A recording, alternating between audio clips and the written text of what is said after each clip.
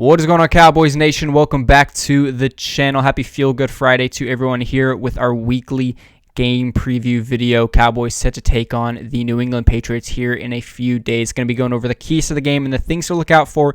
Before we do that, I'd just like to point out that about 90% of you guys who watch my videos are not subscribed to the channel. If that is you, do me a favor, hit that big red subscribe button, tap the bell icon next to it to get notified anytime I upload or go live. Drop a like in the video and leave a comment down below your predictions for this Week 6 matchup between America's team and the New England Patriots. Those Cowboys coming in at 4-1, coming off a homestand sweep of the Philadelphia Eagles, Carolina Panthers, and New York Giants. On the other side, New England Patriots, a game under 500, coming into this game at 2-3.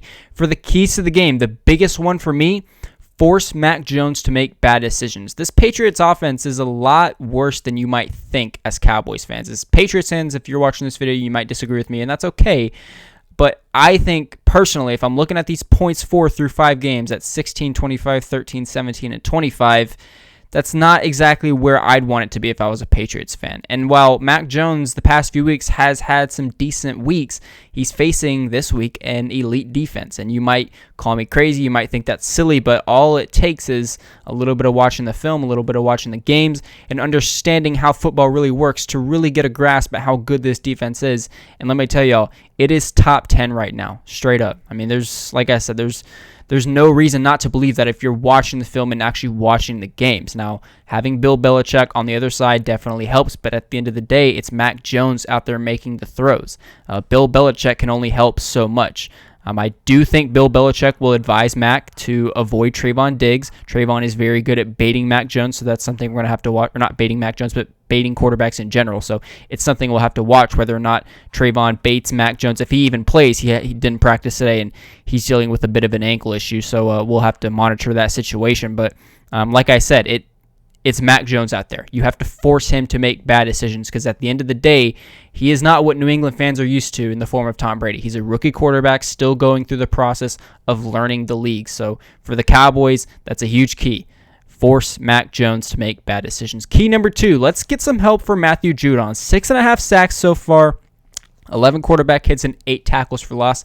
He leads the league in those with those tackles for loss at 8. He's getting some Defensive Player of the Year consideration. That is just how good Matthew Judon has been in 2021. Now it's going to be Tyron Smith who's dealing with a neck issue, responsible for containing Matthew Judon. I would like to see the Cowboys maybe utilize Jarwin or Schultz back there in the backfield, or Zeke at any point. Something they've done with Terrence Steele, because we all love Terrence Steele. You know, everyone wants to give Terrence Steele his flowers, but let's not get it twisted. Terrence Steele gets a lot of help. So I want to see a little bit of that on the other side this time for Tyron Smith, because I know he's been good this year. All right, I understand that. He's been one of the league's best left tackles, but he is, like I said, dealing with a neck issue. This is the first time we've seen Tyron Smith's name come up on the injury report, and it's not a good week for that to happen considering he's going up against a guy who, like I said, is getting Defensive Player of the Year consideration.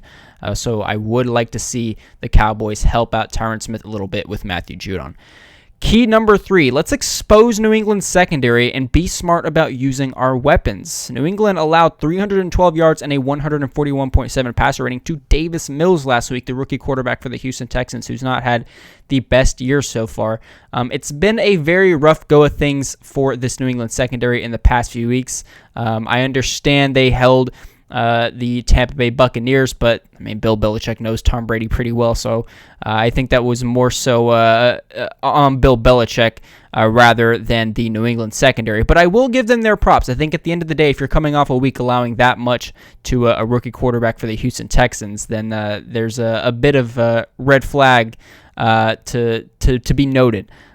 So I do want to see the Cowboys attack the New England secondary. Like I said, I want this game to look a lot like the New York game last week. Obviously, New York looked really good on paper, but on the field this year, haven't been doing much. James Bradbury, Adoree Jackson, those guys, Logan Ryan, haven't really been doing what has been expected of them. The same can be said for New England secondary. On paper, looks all right, but outside of J.C. Jackson and McCourty, it's kind of rough. So I do want to see the Cowboys with their passing attack, with Dak Prescott getting MVP consideration. The big the big two 1,000-yard receivers. Keep forgetting Michael Gallup is still injured. And then Tony Pollard and Ezekiel Elliott, Dalton Schultz, and and Blake Jarwin out there. I do want to see the Cowboys do their best to attack that secondary. And like I said, be smart about using the weapons. Belichick in his one of his pressures this week noted Schultz. And I could just be not listening well enough, but that to me is, I think, the first time I've heard a coach note the dominance of one Dalton Schultz so far this year. So Bill Belichick, let's not get it twisted. There's a reason he is in the thumbnail for today's video. He is one of the smartest head coaches in league history. And if he notes a guy like Schultz, that could be a bluff, but with how good Schultz is playing, I have to imagine that Bill Belichick is going to dial something up to contain Dalton Schultz. So really look for Amari Cooper, CeeDee Lamb, or even Blake Jarwin to have a good game if the Cowboys are passing and not utilizing the ground game. All right, let's flip it over to the things to look out for. Tyler Biaters versus Christian Barmore. Now, this game is, for me, Tyler Biaters' make-or-break game. He's had a very rough go of things so far this season, allowing over a third of the pressures to Dak Prescott behind the line of scrimmage so far this year. And Christian Barmore is having a really good season for New England. A first-round pick. He is, by the way, the most double-teamed defensive tackle in the NFL so far this season. So it's going to be a very interesting matchup to watch. Tyler Biaters versus Christian Barmore. A lot of people want Connor McGovern to start at center, and I do too. But if Tyler Biaters does really well this week, it's going to give the Cowboys a lot to think about heading into the bye. At the end of the day, I think Christian Barmore will dominate Tyler Biaters. I'll be interested to see if they double Barmore. Like I said, he is the most double-team defensive tackle in the NFL, but considering Tyron Smith dealing with that neck issue, is going up against Matthew Judon, it's going to be very interesting to see how the Cowboys move things around on the offensive line. But at the end of the day, that is a matchup I am looking out for quite a bit. Another thing to look out for, Bill Belichick exposing the Cowboys' weaknesses. We've already talked about so many times in this video how great Bill Belichick is, and while the Cowboys have been really dominant this year, there are some things that they are not good at. Red zone offense, their defense falling asleep late in games, especially in blowouts. Bill Belichick will absolutely take advantage of those things. While the New England Patriots might not win this game, because I got the Cowboys taking this one in a two-possession battle. I'll get to my exact final score prediction here in a second. While the New England Patriots might fall short, Bill Belichick is definitely going to give other coaches around the league some film on the Dallas Cowboys. That you can almost guarantee. He will absolutely draw things up to expose the Cowboys where they are weak in order to give his team a better opportunity to win this game on Sunday. So that's something, like I said, to look out for. Bill Belichick giving the Cowboys a hard time and giving us a lot of things to talk about heading into the bye in terms of how the Cowboys can get better.